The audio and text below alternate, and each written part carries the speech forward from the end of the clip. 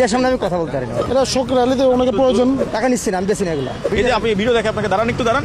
Please বলছেন বেকার মানুষ করবে না, এই সত্যি কথা। গত 5 দিন ধরে বেগম জিয়ার কবরে দলে দলে মানুষের আনাগোনা, হাতে ফুল, দুহাত তুলে দোয়া, একটাই প্রার্থনা তার আত্মার শান্তি। কিন্তু এই শোক আর আবেগের মাঝেই মাথাচাড়া দিয়ে উঠেছে এক ভয়ঙ্কর অভিযোগ। কালো ব্যাজ আর ধানের শীষের লোগো ব্যবহার করে সিন্ডিকেট চালাচ্ছে এক চক্র।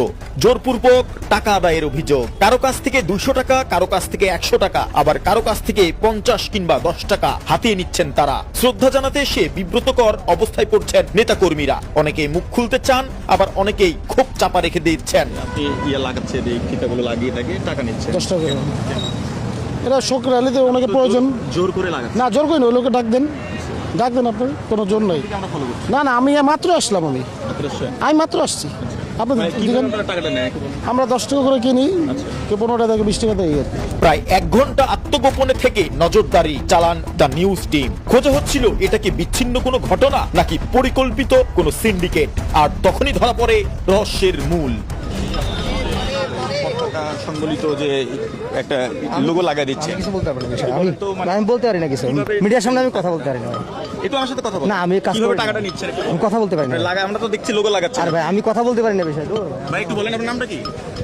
ভাই আপনি বাদ দেন না ভাই, প্লিজ একটু বলেন, আমার সাথে কথা বলেন। আপনি যে লাগাই টাকা নিচ্ছেন ভাই, কেন? প্লিজ বলছি আপনারা। দৌড়ো ভাই, কয় টাকা নিচ্ছেন একটু বলেন তো।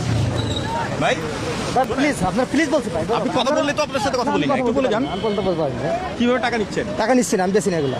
আমরা তো দেখছিলাম ভাই। না, আমি বেশি না। আমরা দেখছেন বেচতে? হ্যাঁ, ভিডিও আছে আমাদের কাছে। এই যে আপনি ভিডিও দেখে আপনাকে দাঁড়ান, একটু দাঁড়ান ভাই, একটু দাঁড়ান। এই যে ভিডিও দেখেন ভাই, ভিডিও দেখেন।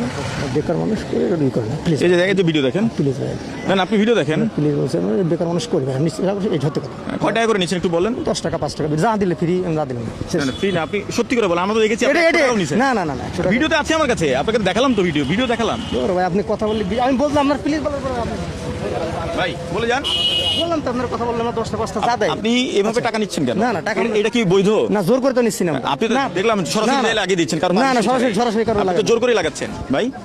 চোখে পড়ে কথিত সিন্ডিকেটের মূল হোতারা যেভাবে পারছে কালো ব্যাজ পরিয়ে ধানের শীষের লোগো দেখিয়ে জোরপূর্বক টাকা আদায় করছে।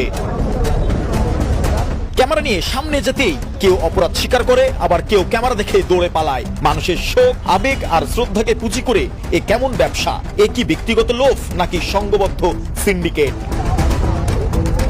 মানুষের শোক নিয়ে এ কেমন রাজনীতি? শ্রদ্ধার নামে কেমন চাঁদাবাজি? এটা কি ব্যক্তিগত লোভ নাকি সংগঠিত অপরাধ? প্রশ্ন রইল আপনাদের কাছে। জয় ক্রিস্টোফার বিশ্বাস, দ্য নিউজ, ঢাকা।